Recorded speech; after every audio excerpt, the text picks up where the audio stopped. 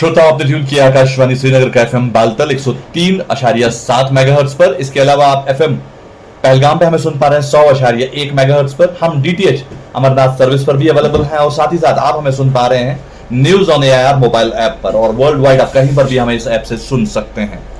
दोस्तों, अमरनाथ यात्रा, जी हाँ, श्री अमरनाथ यात्रा 2023 की अगर बात करें या किसी भी साल की बात करें, ये यात्रा तब तक मुकम्मल हो ही नहीं सकती जब तक लोकल्स का इसमें साथ ना हो, लोकल्स का सपोर्ट ना हो। और लोकल्स अपना 100% सपोर्ट देते हैं, 100% प्यार देते हैं, तब जाके यात्रा सफल होती है, तब जाके यात्री इस पवित्र गुफा में शिवलिंगम के दर्शन कर पाते हैं। ऐसे ही एक लोकल हीरो के साथ आज हमें मिलने का मौका मिला है। जी हाँ, नाम है शोएब अहमद भट्ट। ये ऑपरेशन एग्जीक्यूटिव है, स्वाहा के एक वॉलंटियर की हैसियत से काम कर रहे हैं, और कोशिश इनकी भी यही है कि जितने भी श्रद्धालु आए, जितने भी यात्री आए, उनकी यात्रा सफल हो। शोएब, आपका बहुत बहुत शुक्रिया हमें अपना कीमती वक्त देने के लिए। शुक्रिया, thank you very much. Shoaib, बताएं किस तरह से आप जुड़े इस ऑर्गेनाइजेशन से और क्या कुछ आप देखते हैं और क्या कुछ काम रहता है आपका इस यात्रा में? सबसे पहले जो स्वाहा के साथ मेरा सफ़र रहा है वो एक्चुअली पिछले साल से रहा है। इससे पहले मैं फोटोग्राफर रह चुका हूँ, और जो हमारे यहाँ पे स्नो एक्टिविटीज़ होती है, जिस तरह से स्नो बाइकिंग होती है, तो सबसे पहले मैं वही चलाता था। और जहाँ यहाँ फेमस टूरिस्ट पॉइंट है, ज़ीरो पॉइंट, वहीं पे मैं हमारा काम चलता था, स्नो एक्टिविटीज़।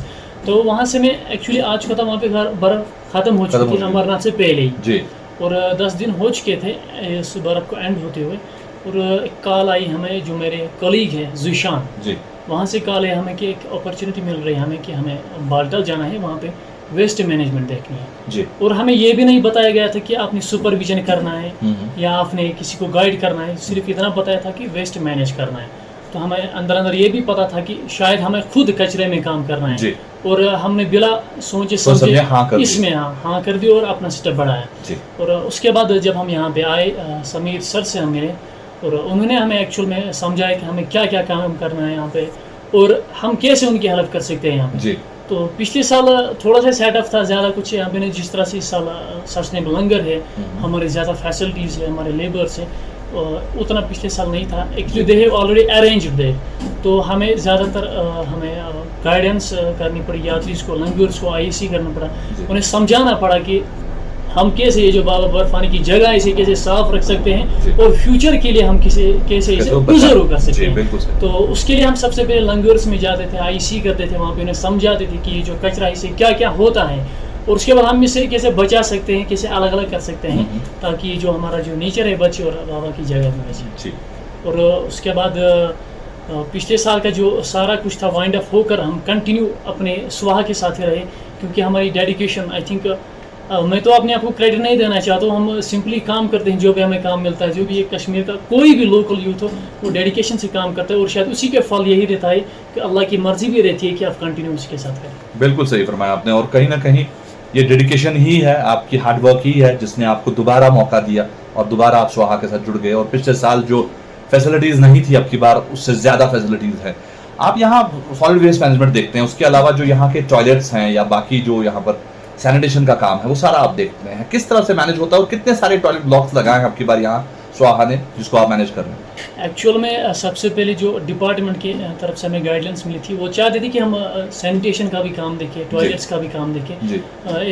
हमारी ये सबसे बड़ी जिम्मेदारी ये थी कि सस्टेनेबल लंगर को कैसे चलाएं। तो उसकी वजह से हमने डिपार्टमेंट को रिक्वेस्ट की कि अगर हमारी तरफ से 100% सपोर्ट नहीं रह सकते, बट फिर भी हम 50% आपको हेल्प करेंगे। तो ओवरऑल जो टॉयलेट्स का काम वो आरडीडी देखती है, और सैनिटेशन का भी काम वो पीएमएस वाले देखते हैं और आरडीडी देखते हैं। आपका भी इसमें कोई इश्तराक रहता है, आपका भी सपोर्ट रहता है उन्हें? हमारा सपोर्ट जहाँ पे उन्हें, फॉर एग्जांपल उन्हें कहीं पे मास्क चाहिए होते हैं, उन्हें गांधी स्टिक्स चाहिए होती है कचरा उठाने के लिए, या कुछ और सैनिटेशन के लिए उन्हें सामान चाहिए होते हैं, तो हम बिना सोचे ही उनको फ्री ऑफ कॉस्ट वो दे देते हैं। अभी अब की बार इस यात्रा में कितने सारे वॉलंटियर्स हैं, कश्मीरी खासकर, जो अब की बार इस यात्रा में लगे हुए हैं, जो अब की बार यात्रा में सेवा कर रहे हैं? लास्ट ईयर हम 10 वॉलंटियर्स थे, और इस साल जो है, एक तो पिछले साल के ऑलरेडी 7-8 वॉलंटियर्स हैं ही, और इस साल हमने फिर से 10 लोगों को ऐड किया है इसमें, जिसमें आधे सुपरविजन कर रहे हैं, आधे साइट मैनेजर बन चुके हैं, आधे सेग्रीगेशन का देखते हैं, कंपोस्टिंग का देखते हैं, ये सारा, या स्टोर इन्वेंट्री जो भी हमारे यहाँ पे आता है उस चीज़ का ध्यान रखते हैं। इसका मतलब कुल मिला के तकरीबन अभी 20 ऐसे नौजवान हैं जो यहाँ पर वॉलंटियर्स के हैसियत से काम कर रहे जी। हैं और यहाँ पर हमारे यात्रियों की सेवा कर रहे हैं। जी बिल्कुल। कैसा महसूस कर रहे हैं शोएब इस काम में? मुझे लगता है कि शायद मैंने जैसे पहले ही कहा कि अल्लाह का सारा कुछ फैसला ही होता है कि कौन बंदा किस में लगना चाहिए। जी। और मैं अगर अपनी कहूँगा कि ये लाइफ चेंजिंग मोमेंट थी मेरे लिए। जी। और इससे ये एक इफेक्ट पड़ रहा है, मेरे जो फ्रेंड्स है या मेरी जो लोकलिटी है, फॉर एग्जांपल अगर मैं कहीं से चल रहा हूँ तो मेरा जो कोई कलीग है कुछ खा रहा होगा, प्लास्टिक यूज़ कर रहा होगा, तो वो पहले अवॉइड करता है, वो सोचता है कि शायद ये टांडेगा। तो थोड़ा सा ये उनमें भी माइंडसेट बना हुआ है कि ये ऑलरेडी वेस्ट के साथ कर रहा है, तो इसकी वजह से उनमें भी चेंज आ रही है। तो उसके लिए मैं बहुत शुक्रगुजार हूं अल्लाह का कि उन्होंने मुझे इस काबिल बनाया। उसके बाद मैं खुद भी काम कर रहा हूँ कि जो लोग हैं वो मुझसे मुतासिर हो रहे हैं और वो खुद उसमें थोड़ी सी इम्प्लीमेंटेशन कर रहे हैं कि हम कैसे इनकी तरह बन जाए। बहुत ही खूब। यात्रा के बाद, जब यात्रा मुकम्मल हो जाएगी, उसके बाद क्या आप इस चीज़ को अपने लोकेलिटी में, अपने आस पड़ोस के गाँव में कहीं पर उसको लाते हैं, मतलब उसको प्रैक्टिकल ग्राउंड पे करके दिखाते हैं? जी बिल्कुल। पिछले साल जब हम यहाँ से निकले तो पहले जो आरडीडी है हमारे, या जो हमारे डीसी सर है या हमारे एसीडी सर या बीडीओ सर जो हैं, उनकी मदद से हमने जब भी जहाँ पे भी उन्हें हेल्प चाहिए होती थी इसके रिलेटेड, सेग्रीगेशन के रिलेटेड या वेस्ट मैनेजमेंट के रिलेटेड, वो हमें बोल देते थे, हम वहाँ पे जाते थे, थोड़ी सी गाइडेंस दे देते उन्हें। जिस तरह से एक मुहिम भी इन्होंने चलाई कि हर किसी ब्लॉक में एक सेग्रीगेशन शेड बनाया जा रहा है, तो उसे काम में कैसे लाया जाए, या हर किसी गांव में, हर किसी वार्ड में 2-2 4-4 डस्टबिन रखे गए। तो हमने वहाँ पे फ्री ऑफ कॉस्ट, देखो वहाँ पे अगर हमारी गवर्नमेंट की गाइडेंस में नहीं मिली कि अपनी सिखाओ, फिर भी हम अपनी ही तरफ से जाते थे, गाँव वालों को बताते थे कि ये जो डस्टबिन है हमें इसमें ऐसे करना है, जो कचरा आ रहा है हमें इस वाले डस्टबिन को, कचरे को इस डस्टबिन में लगाना है और इस वाले कचरे को इस डस्टबिन में लगाना है। और इसी हिसाब से हमने अपने गाँव में भी जो है बहुत सारी चेंज लाई। कहीं पर कचरा लाया जाता था और सीधे ही नाले में फेंक दिया जाता था, जो अच्छा पानी होता था वो भी गंदा होता था। अब अगर हम उन दिनों बात करते तो ये तो सिंपल सी बात है, इंसान जो है बहरहाल बंदा बशर है, गलती होती रहती है और जल्दी हमें समझ में नहीं आती। फिर जब हमारे सामने एक सैंपल मिला गवर्नमेंट की तरफ से, तो हमें बहुत ईजी हुआ समझाने में कि हमारा ये काम बाल्टल में भी रहता है, अब यहाँ पे भी हो रहा है। बहुत ही खूब, बहुत ही खूब।